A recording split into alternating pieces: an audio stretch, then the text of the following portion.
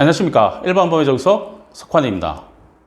오늘은 주택화재보험을 어떻게 가입해야 보상을 잘 받을 수 있는지 같이 한번 살펴보도록 하겠습니다. 주택의 종류죠. 보험회사 화재보험료율에 적용하는 기준입니다.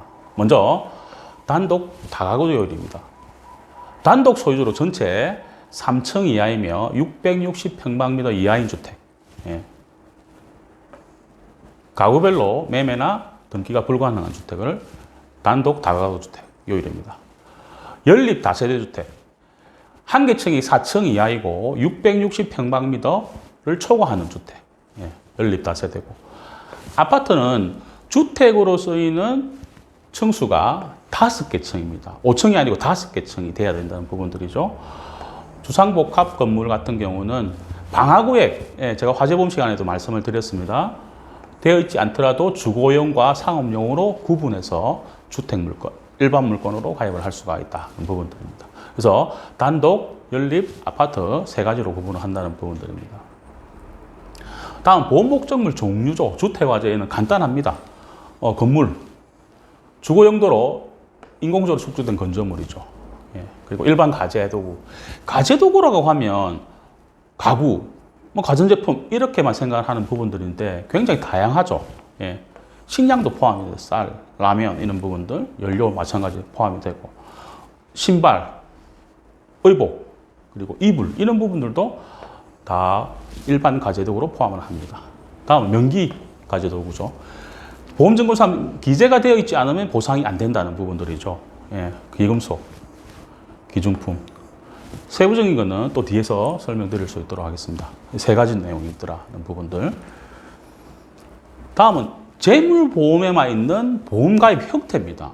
상해나 이런 부분들은 없죠. 제가 화재보험 시간에도 말씀을 드렸지만 보험가액이 재물보험에서는 굉장히 중요합니다.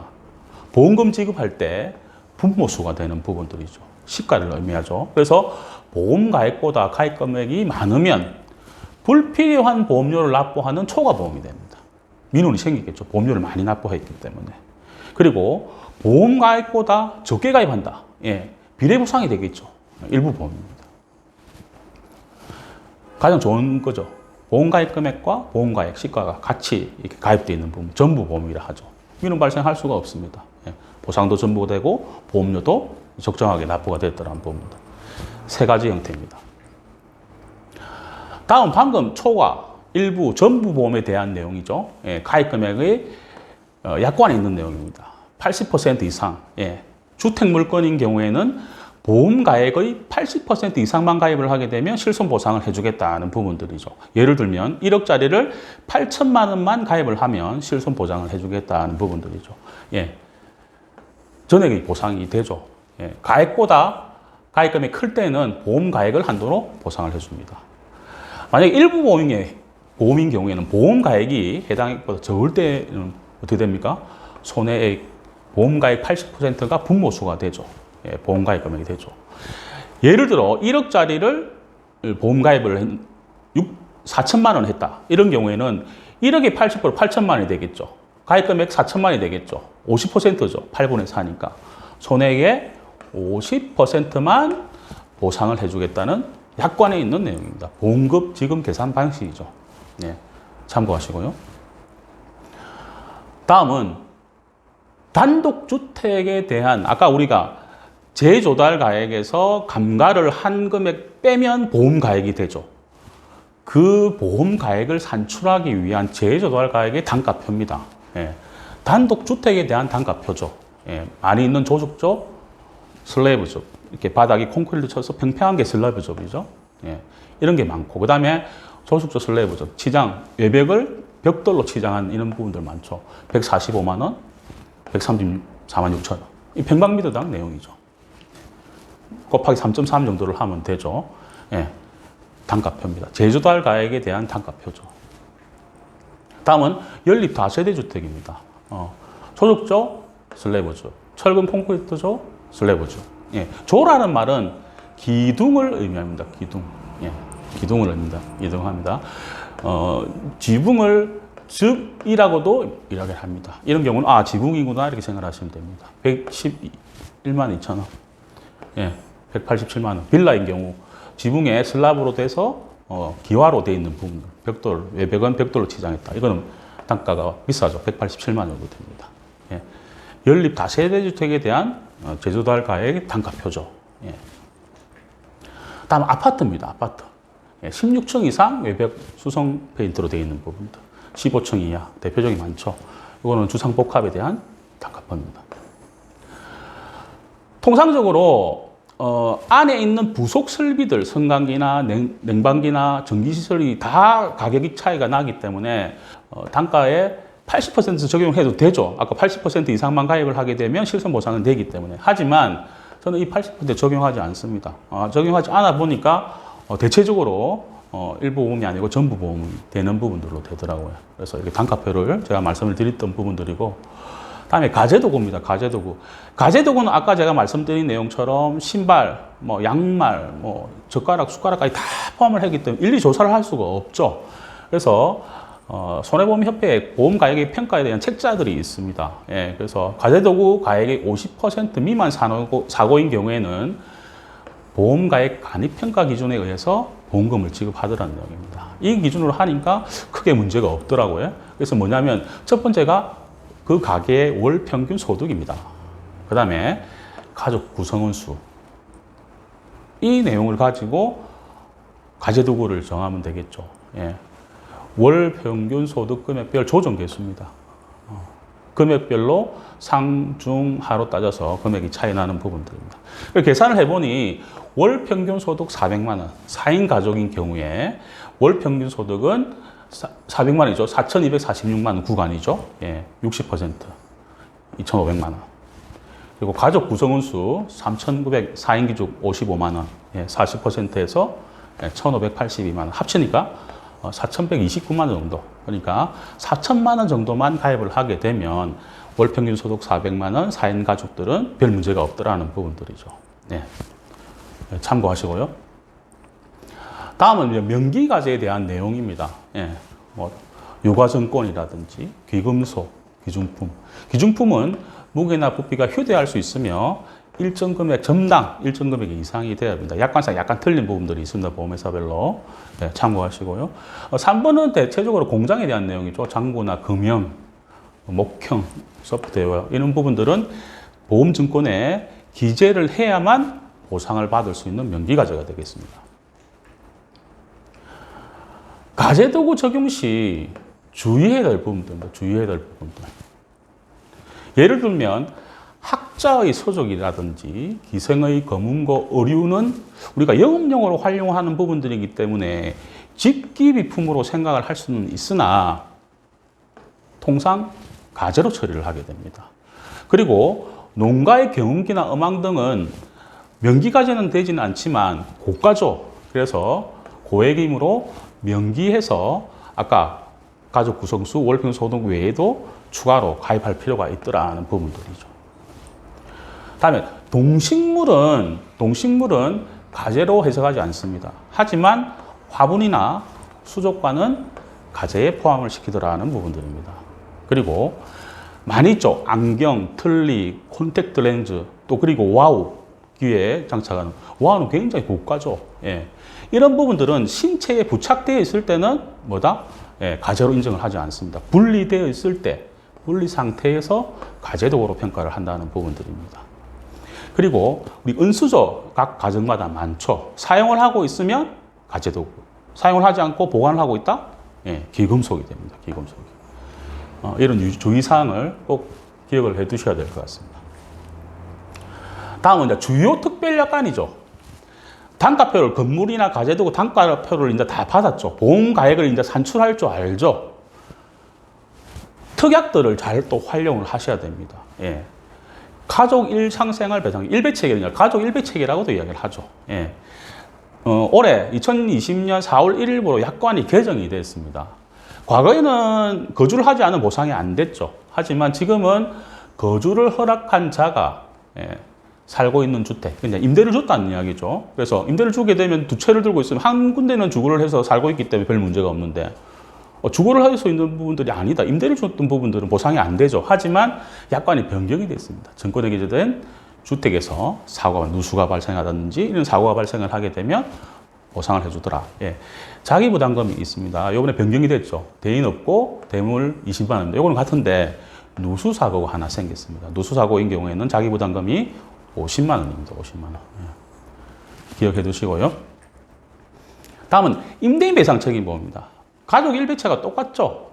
보상 내용은 똑같은데 건물을, 아파트를 세 채, 네 채 이렇게 가지고 계신 분들이죠. 예. 예. 임대해준 보험증권에 기재된 주택에서 발생된 사고를 보상을 해주는 부분들입니다. 자기 부담금은 마찬가지로 대물 20만 원입니다. 화재 배상 책임 특별약관입니다. 이거는 실화에 관한, 실화법이죠. 실화에 관한 법률에 대해서 내용인데 2009년 5월 8일 날 개정이 됐죠. 과거에는 경과실인 경우에는 보상, 우리 집에서 불이 나서 다른 집에 피해를 줘도 보상을 안 해줬죠. 근데 2009년 5월 8일 이후에는 실화법에 의해 가지고 보상을 해줘라. 예, 됐죠. 그래서 우리 집에 불이 나서 다른 집에 피해를 주는 걸 보상을 해주는 게 화재 배상 책임 특별약관입니다. 이 특별약관은 장기로 가입하는, 매월 얼마를 만 원, 2만 원, 3만 원으로 매월 납부하는 장기 보험인 경우에는 대인 사고도 보상을 해줍니다. 소멸성인 경우에는 재물, 대물 사고만 보상을 해줍니다. 기억해 두시고요. 다음은 풍수재 특별약관입니다. 풍, 바람, 물로 인한 손해죠. 예, 보통 약관에서 보상하지 않는데 이 특별약관을 가입을 하게 되면 바람과 물로 인한 손해를 보상해 주더라 하는 부분들인데, 보상하지 않는 손해가 7가지가 있습니다. 그 중에 3가지를 좀 염두를 하셔야 되는 부분들인데, 풍재와 수재와 관계없이 댐 제방이 터져서 물난리가 난 경우, 이거는 보상이 되지 않습니다. 그런데 두 번째, 바람, 비, 눈, 우박 등이 들어옴으로써, 이 들어옴이 굉장히 중요합니다. 틈 사이로, 건물과 유리 틈 사이로 들어와서 계속 스며들어서 벽지나 바닥을 손상케 했다. 보상 안 해줍니다. 들어왔죠. 하지만 바람에 의해서 베란다 유리창이 깨지고 비가 들어왔다. 보상이 되죠. 예, 차이가 납니다. 이거 꼭 주의를 하셔야 되는 부분들이고, 추위, 서리, 얼음, 눈으로 생긴 손해는 보상하지 않습니다. 그리고 풍수전에 면책 금액이 있습니다. 주택물건, 지금 말씀드린 주택물건은 해당 사항이 없습니다. 면책금이 없다는 이야기죠. 예. 일반 공작물건은 50만 원 있습니다. 특수건물은 해당 사항이 없습니다. 제가 주택화재를 말씀드리기 때문에 주택화재 특수건물은 16층 이상 아파트인 경우에는 특수건물입니다. 특수건물 혜택이 있죠. 풍수재 보험료가 일반 풍수재보다 특수건물 풍수재는 10%밖에, 10분의 1밖에 안 됩니다. 보험료가 낮고, 신체 손해배상 책임도 보상이 되죠. 예, 그런 혜택들이 있다는 부분입니다. 풍수재 특별약관입니다. 다음은 급배수 설비 누출 손해 특별약관. 많이 들어봤죠. 지금 많이 이 장기보험으로 판매를 하고 있는 부분들입니다. 내용을 보시면 수조 급배수 설비의 누수나 방수로 직접적인 손해만 보상을 하죠. 누수나 방수로 건물에 피해를 줬다, 가재도구에 피해를 줬다, 그런 직접적인 손해를 보상을 합니다. 급배수 자체는, 터진 급배수 자체는 보상되지 않습니다. 직접 손해만 보상한다는 부분들을 기억을 하셔야 되는 부분들입니다. 뒤에 또 추가적인 내용들이 있기 때문에 그때 따로 말씀을 드릴 수 있도록 하겠습니다. 다음은 화재벌금, 화재벌금이죠. 예. 두 개 화재로 인해서 실화에 대한 내용들이면 170조, 1,500만 원. 업무상 실화나 중실화인 경우에는 171조에 의해서 2천만 원 한도로 보상을 하는 그런 부분들입니다. 형을 확정을 받아야 되죠. 예. 다음 임시거주입니다. 불이 나서 우리 집에 이제 거주를 할 수 없을 때 하루 이상 90일까지 보상이 돼요. 통상 한 10만 원 정도입니다. 하루당. 그래서 거주할 수 없게 됐을 경우에 90일 동안 임시 주거비를 주는 부분들입니다. 임시 거주비 보장 특별약관입니다. 건물 복구 비용 지원 보장입니다. 어떤 내용이냐면 아까 제가 제조달 가액 말씀드렸지 않습니까? 신품을 제조하는 데 드는 금액. 보험 가액은 이 제조달 가액에서 감가를 공제한 금액이 보험 가액이 됩니다.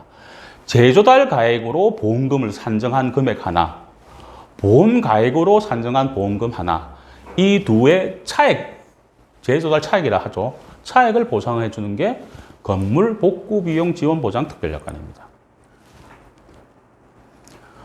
6대 가전제품 수리 비용이죠. 6대 가전제품에 TV, 세탁기, 냉장고, 김치냉장고, 에어컨, 전자레인지를 의미합니다. 정기적, 기계적 원인으로 고장이 났을 때 공식적인 국내 AS 지정점에서 수리를 할 때 파손은 안 됩니다. 10년 안의 제품만 되죠. 보상을 해주는 부분들이 6대 가전제품 고장 수리 비용 보장입니다. 최근에는 이제 12대 가전제품까지 늘었죠.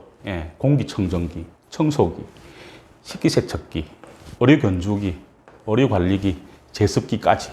보장 내용은 동일합니다. 파손 안 되고 정기적, 기계적 고장으로 인해서 국내 AS 지정점에서 수리를 할 때 부품비, 인건비, 운반비를 보상해주는 특별약관입니다. 다음은 이제 보험가액, 시가를 산정하는 방식은 이제 배우셨죠. 어떻게 단가를 어떻게 해서 어떻게 한다는 거 배우셨습니다. 그래서 이제 한번 가액을 한번 산출을 해보도록 하겠습니다. 건물 재원입니다. 화재보험 관리할 때 건물 재원을 꼭 아셔야 되죠. 층수, 면적 이런 부분 다 아셔야 됩니다. 언제 사용 승인이 됐는지까지도, 왜냐하면 감가를 해야 되는 부분들이 있기 때문에. 그래서 건물 재원입니다. 계산상 편리성을 두기 위해서 10년 지난 거로 제가 건축연도를 잡았습니다. 한번 계산을 해보겠습니다. 먼저 재조달 가액이 필요하죠. 재조달 가액. 단독주택 247.5평방미터. 아까 단가 있었죠. 134만 6천 원. 재조달 가액은 3억 3,300만 원. 연립 다세대주택은 이런 400만 원이죠. 이런 식으로 계산하면 되죠. 아파트인 경우에는 아까 21층 이하이기 때문에 131만 2천 원 해서 1억 3,800만 원. 이게 이제 재조달, 건물에 대한 재조달 가액이죠. 그다음 보험 가액이죠. 시가죠. 거기서 이제 경영 감가율을 빼죠. 재조달 가액에서.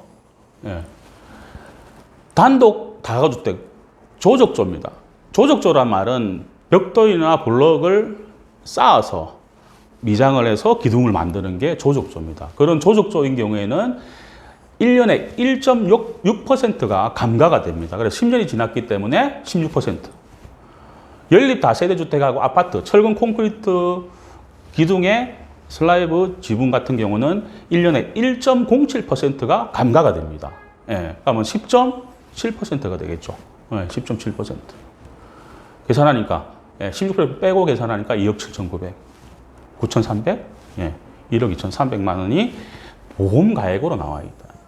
그래서 아까 제가 말씀드린 내용처럼 여기서 80%를 해도 무방하지만 부속 설비들이 다 다르다는 어떤 개념에서 저는 이 금액을 거의 다 보험 가액 금액으로 사용을 하고 있습니다. 다음은 가계도구 한번 보도록 하겠습니다. 아까 월 평균 소득 400만 원, 4,200만 원에 60%죠. 2,547만 원. 이거 구성원 4명 3,955만 원에서 40%죠. 1,582만 원. 합쳐서 중으로 제가 잡았습니다. 그럼 4,129만 원. 4천만 원만 가입을 해도 별 문제는 없겠죠. 이건 참고 잘합니다. 손해사정인들이 손해보험협회에서 발간한 보험가액 계산하는 방식이죠. 거기서 추정 내용 연수와 경영 단가율이 나와 있는 부분들입니다. 내용들이 굉장히 많은데 중요한 부분만 제가 별도로 한번 발췌를 해봤습니다. 가구, 가전제품. 가구류는 금속이 아닌 거는 추정 내용과 10년을 둡니다. 1년에 8%씩 감가를 하죠. 가전제품 마찬가지입니다. 우리 집에 있는 컴퓨터 6년입니다. 1년에 13.33%가 감가가 됩니다. 그리고 자전거 8년 10%. 어린이들 왕구 4년입니다. 20%씩. 다 계산하면 80%죠. 20%는 장가율로 주죠. 다 하더라도 20%는 이제 물어주겠다는 부분들입니다. 참고하시고요. 그래서 이제 건물 아까 시가 나왔죠. 가계도구 나왔죠. 합계 요 금액으로 가입을 하게 되면 어떻게 된다? 비례 보상을 받지 않고 가입 금액 한도 내에서 실손 보상을 다 받을 수 있는 부분들입니다.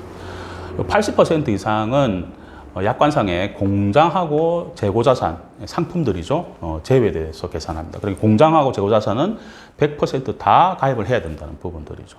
네. 참고하시고요. 그래서 이제 가입시 유의사항입니다. 유의사항. 건물보험 가입 금액이죠. 우리가 아파트인 경우에는 관리사무소에서 단체보험을 가입을 하게 됩니다. 단체. 저도 지금 소멸성하고 장기로도 보험이 되어 있죠. 하지만 1억짜리를 관리사무소에서 1억을 가입을 하고 있고 또 내 장기보험에서 1억을 가입을 하고 있다라고 하면 1억에 대해서는 초과보험으로 해가지고 보험료가 누수가 되겠죠. 그래서 장기로 가입하실 경우에는 단체로 가입되어 있는 증권을 한번 관리사무소에 가서 확인을 해도 됩니다. 확인하셔야 되고요. 가제도구도 마찬가지죠. 세대별로 일괄로 가입되어 있죠. 60평이든 20평이든 똑같이 가입되어 있는 경우가 많고 또는 미가입된, 가제도구가 미가입된 아파트도 굉장히 많습니다. 이 경우 증권을 꼭 확인을 하셔가지고 미가입되면 제대로, 가입이 되어 있으면 보충을 하는 그런 부분들로 장기보험으로 활용을 하시는 부분들이 맞더라는 부분들이죠. 네. 그리고 아파트인 경우에도 비특수 건물이 있습니다. 15층 이하 아파트 굉장히 많죠. 주공아파트나 이런 부분들은. 이런 부분들은 아까 제가 말씀드린 내용처럼 비특수 건물의 풍수재 보험료는 특수 건물보다 보험료가 한 10배 정도 비쌉니다. 그래서 대체적으로 보면 관리사무소에서 풍수재 특약을 가입을 안 합니다. 이런 경우에는 개별로 최소한 건물에 대해서만이라도 풍수재 특약을 1년 가입을 해야 되는 부분들입니다. 저는 이제 특수 건물에 살고 있기 때문에 특수 건물의 일부, 건물의 일부, 그리고 가제도구는 풍수재 특약으로 보험 가입을 해 놓았죠. 예. 그래서 최소한 건물이라도 가입을 해야 되더라. 화재 대물 배상은 말할 필요도 없죠. 예. 그리고 소멸성인 경우에는 아까 대물만 보상이 되지만 장기 1년에 1만 원, 2만 원, 3만 원 정도만 해도 충분하죠. 예. 대인 사고까지도 보상을 해줍니다. 가입 금액은 요새 보험회사별로 1억, 1.5억, 뭐 2억 이런 식으로 상품들이 다양하게 나와 있습니다. 예. 가입할 필요가 있고요. 다음은 연립 다세대 주택입니다. 뒤에도 설명드리지만 연립 다세대 주택 같은 경우 우리나라 보험 가입률이 31%밖에 안 됩니다. 그래서 뭐 건물 관리 사무소도 없고 해서 본인이 건물 소유가 직접적으로 해야 되는 부분들이기 때문에 아까 건축 단가표를 참고를 하셔야 돼요. 그래서 비례 보상을 받지 않도록 설계 시 세밀하게 계산을 해봐야 된다는 부분들. 그리고 가제도구 마찬가지죠. 간이평가 기준으로 해서 평가를 하되 아까 경기나 음악처럼 고가의 가제가 있다. 예를 들어 우리 집에 밍크 코트가 하나 있더라. 뭐 2천만짜리. 이런 부분들은 추가적인 사항이기 때문에 여기에서 플러스를 해줘야 되는 사항들입니다. 예. 이거를 기준 100% 신뢰해서 가입을 하는 내용이 아니고 고가의 명기하지 않아도 되는 가제가 있다라고 하면 그거를 플러스해서 첨부를 해야 된다는 부분들입니다. 예, 비례 보상을 받지 않도록 해야 되는 부분들. 예, 비특수 건물입니다. 단독 연립주택은. 그래서 풍수재 특약. 요즘 대형 태풍들이 굉장히 많이 올라오죠. 예, 그래서 사실 화재 위험보다는 풍수재 발생 확률이 더 크죠. 예, 그래서 단독 연립 다세대 주택에 사시는 분 또는 소유자 하시는 분들은 풍수재 위험을 반드시 가입을 해야 되는 부분들이고 화재 대물은 아까 아파트에서 말씀을 드렸던 부분들입니다. 주의사항 꼭 기억을 하셔야 되는 사항입니다. 다음 아까 급배수 설비에 대한 내용들을 조금 말씀을 드렸는데 특별약관의 내용을 정확히 알자는 부분들입니다. 아까 급배수 설비 누출 손해는 이 자체 손해는 안 되죠. 터졌던 부분들은 보상은 안 됩니다. 이 직접적인 손해만 보상을 합니다. 그래서 저는 장기보험도 두 건은 가입되죠. M사에 두 건이 가입되어 있지만 소멸성으로 가입을 하더라. 왜?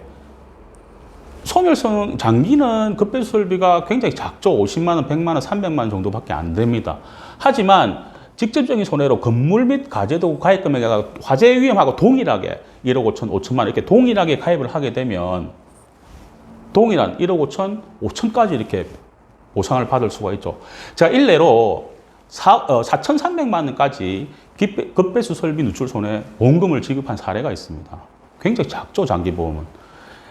꼭 1년짜리 소멸성으로도 확인을 해야 되는 그런 특별약관입니다. 급배수 설비 누출 손해, 특별약관. 마지막으로 이건 니즈 환기에 대한 내용입니다. 주택 화재 4만 5천 건 중에 주택 화재의 사고 원인입니다. 부주의가 제일 많죠. 55%. 정기적 요인이 22%. 전기 누전 이런 부분들이죠. 합쳐 77%입니다. 나머지 사람 참고하시면 되고. 그리고 중요한 부분들은 주택 화재 보험 가입률입니다. 단독 31.2%, 연립 29.3%밖에 안 됩니다. 아파트도 다 가입되어 있는 것처럼 보이지만 73.2%밖에 안 됩니다. 아까 특수건물 16층 이상 아파트는 가입하지 않으면 500만 원 이하 과태료를 물게 되어 있습니다. 그 이하 아파트는 가입이 많이 안 돼 있다는 부분들이죠. 예. 참고를 하셔서 우리가 보험인으로서 가입률을 올려놔야 되는 부분들입니다. 서민들 자산 1호가 주택이죠. 자동차 보험보다 훨씬 저조한 가입률을 가지고 있습니다. 우리가 올려야 되는 부분들입니다. 이 내용을 어떻게 가입을 해야 되는 부분들을 아시고 가입률을 높여야 되는 부분들이죠. 저는 저희 주택으로 해가지고 화재보험을 3가지를 가입을 하고 있습니다. M사에 제조달 가액 특약, 급배수 특약, 스프링클러 누출손해 특약해서 1년에 17만 정도 납부를 하고 있고, M사에 2건으로 해서 과거에 납입한 보험료 2만 원, 최근에 2만 원 해서 3건 정도 보험 가입을 하고 있죠. 소멸서 매년 갱신을 하고 있습니다. 주택화재보험 장기와 소멸성을 적절하게 잘 활용을 하셔야 틈새 없이 이렇게 보상을 받을 수 있는 부분들이 있는 것 같습니다. 오늘은 주택화재보험에 대해서 살펴보았습니다. 다음 시간은 화재보험은 주택, 일반, 공작물건 3가지 물건을 구분하죠. 예, 그래서 다음 시간은 일반 화재보험을 어떻게 가입해야 보상을 제대로 받을 수가 있는지에 대해서 심도 있게 살펴보도록 하겠습니다. 일반 보험 처리하시기 많이 어려우시죠?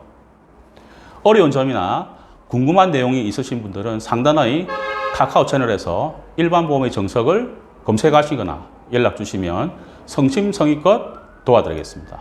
항상 좋은 정보를 전달해 드리는 일반 보험의 정석이 되겠습니다. 정보가 좋았으면 구독하시고 좋아요, 알림 부탁드립니다. 일반 보험의 정석 석환이었습니다.